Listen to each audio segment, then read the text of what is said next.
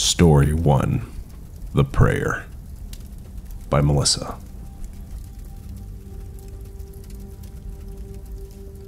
It was a cold winter evening, and the church was empty. The only sound was the soft hum of the heaters trying to combat the chill. I was in the chapel, kneeling in front of the altar. I've always found solace in the quiet moments of prayer, you know? It's like the world just fades away, and it's just you and God. So I closed my eyes, took a deep breath, and started my prayer. But a few moments in, I began to hear something. At first, I thought it was just someone else in the church. Maybe another sister or parishioner who had come in for some late-night reflection. It sounded like soft whispering, like someone was praying under their breath. I tried to focus on my own prayers, but the whispering grew louder and more distinct. It wasn't like any prayer I'd ever heard. The voice started to sound more desperate, like a mix between a growl and a cry. It was so unsettling. I remember feeling a chill racing down my backbone, but I tried to convince myself that it was just someone deeply engrossed in their own prayer, maybe going through something tough. I tried to push through, to finish my own prayer, but the voice became more and more aggravated. It was like it was trying to drown out my own thoughts.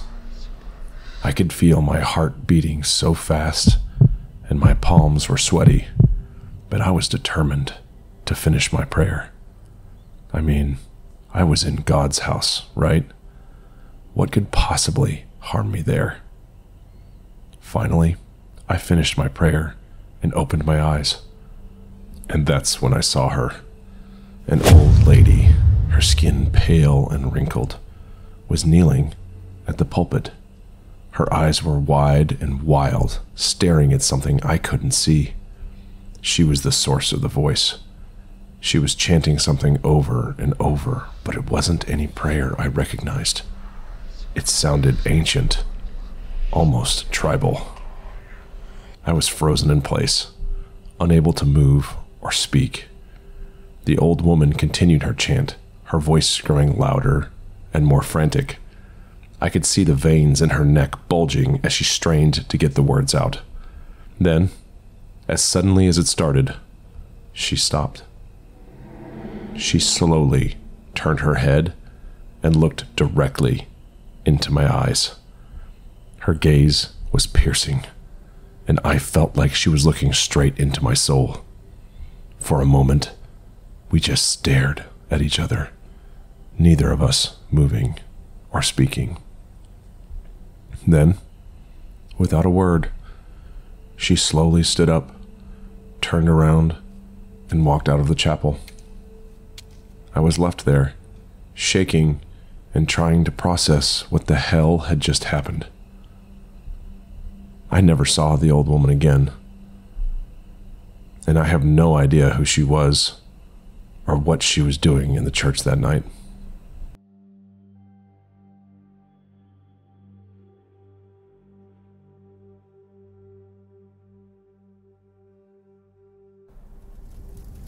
Story 2: The Silent Watcher in the Chapel. Submitted by Andrea. There was a point in my life where I was a nun for a few years, and during that time, I had an encounter that was out of the ordinary. It was a winter evening, and the chapel was unusually cold. The kind of cold that seeps into your bones. I had just finished my evening prayers and was sitting in one of the pews, lost in thought. The only light was from the candles on the altar, casting long, flickering shadows across the room. The rest of the convent was quiet, with most of the sisters already in their rooms. As I was about to get up, I heard a noise. It was faint, but it sounded like breathing. Not the kind of breathing you'd hear from someone in prayer or meditation, but heavy, ragged breathing.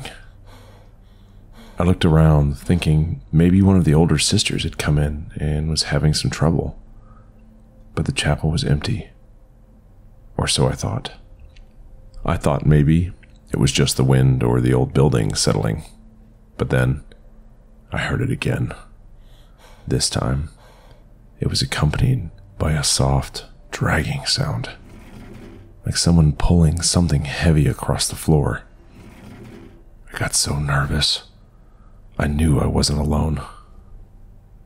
I slowly turned my head toward the confession booth. The small curtain that usually covered its entrance was cracked a little, and that's when I saw them. A pair of eyes watching me, glinting a little in the darkness. They weren't angry or menacing, but they were emotionless, cold, kind of eyes that have seen too much and felt too little.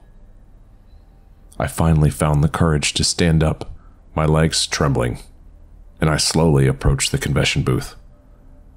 The eyes continued to watch me, never blinking, never moving. It was like a game of cat and mouse, and I was the prey.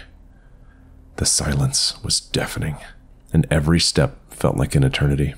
The only sound was my heartbeat pounding in my ears.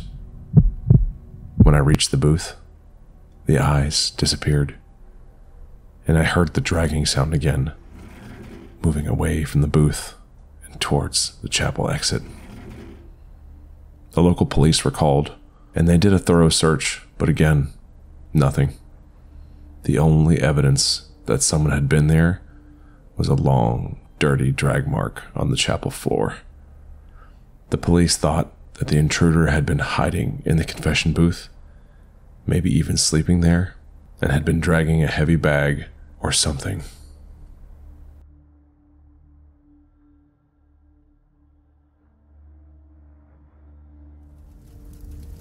Story 3: The Chapel's Secret by Sister Sam. I'm a nun, and I've been living in this convent for about 15 years now. The place is old, very old, and it has its fair share of stories. But there's one story that still haunts me when I think about it. It was about my friend, Sister Agatha. We were close, you know, like the kind of close where you share everything, even the things you're not supposed to. One evening, after our evening prayers, she pulled me aside, her face pale, her eyes wide with fear. I remember feeling the goosebumps at my back. "What happened?" I questioned. She took a deep breath. "I was in the chapel praying. It was late, and I was the only one there. I felt drawn to the wall paintings. You know the ones on the left side depicting the life of Christ?" I nodded. Those paintings had been there for centuries, and while they were beautiful, they also had an eerie quality to them. "Well," she continued, "I was staring at the painting of the Last Supper, and I swear, one of the apostles, he blinked." I remember laughing, thinking she was just tired or playing a prank on me. But the look on her face told me she was dead serious. "Agatha, paintings don't blink," I told her. She grabbed my right arm, her grip tight. "I know what I saw, and that's not all. The painting, it started to melt. Like the colors were running down, and the faces, they were distorted, twisted in pain." I felt a shiver run down my spine. "Did you tell anyone?" She shook her head. "Who would believe me? They'd think I'm going mad." The next few days were tense.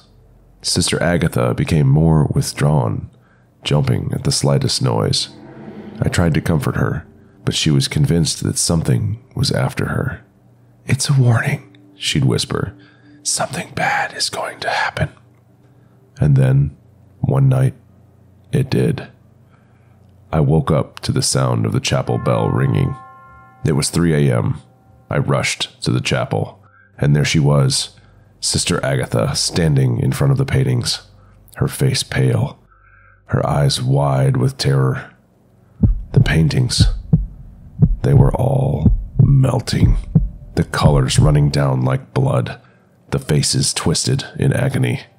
I tried to pull her away, but she wouldn't budge. "They're coming for me," she whispered. "I can't escape." The next morning, Sister Agatha was gone. No one knew where she went. Some said she had a breakdown and was sent away. Others whispered that she had been taken by the spirits of the chapel. It's been a year since that night, and I still don't know whether or not the taker of Sister Agatha is still here, waiting for its next victim.